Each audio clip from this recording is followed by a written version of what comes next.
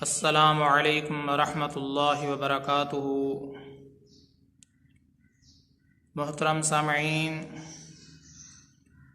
آج کے ٹاپک میں ایک شرعی مسئلے کی وضاحت کرنا مقصود ہے۔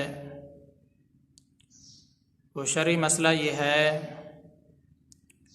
قبروں کے اوپر پانی چھڑکنا جائز ہے یا نہیں، اس بارے شرعی حکم کیا ہے۔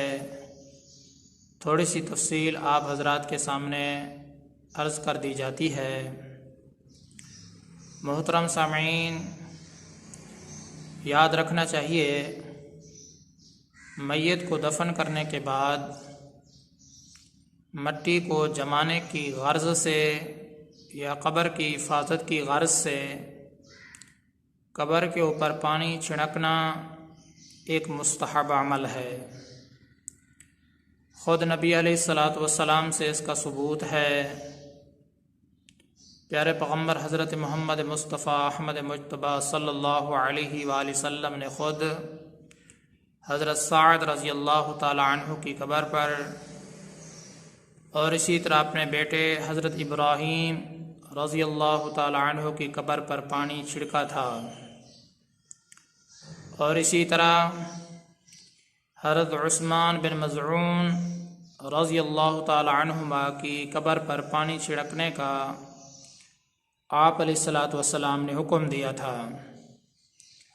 تو الغرض قبر کی حفاظت کی غرض سے اور مٹی کے جمانے کی غرض سے پانی چھڑکنا قبر کے اوپر نبی علیہ الصلاۃ والسلام کے عمل سے ثابت ہے۔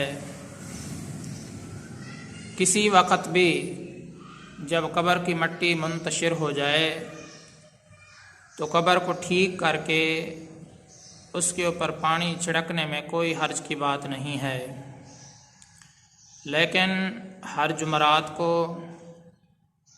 جمعہ کو خصوصیت کے ساتھ پانی چھڑکنے کا قبروں کے اوپر اہتمام کرنا شریعت سے ثابت نہیں ہے کہ ہر جمعرات کو اور ہر جمعہ کو خصوصیت کے ساتھ قبروں کے اوپر پانی چھڑکنا اہتمام کے ساتھ شریعت میں اس کا کوئی ثبوت نہیں ہے۔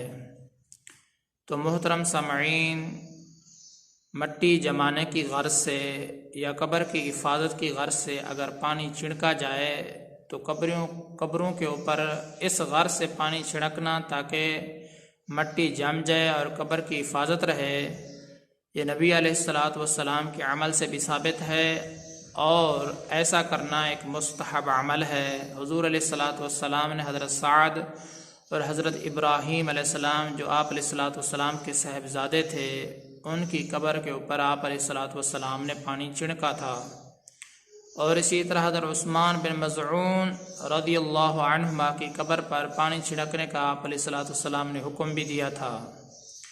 لیکن خصوصیت کے ساتھ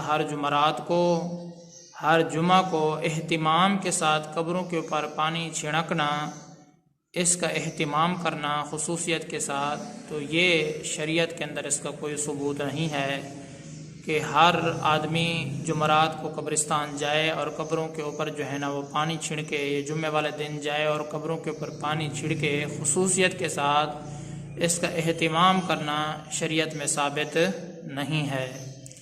محترم سامعین، امید کرتا ہوں کہ آپ کو یہ مسئلہ صحیح طریقے سے سمجھ میں آ گیا ہوگا۔ میں آپ سب کی دعاؤں کا طلبگار ہوں۔ محمد ثناء اللہ فاروق۔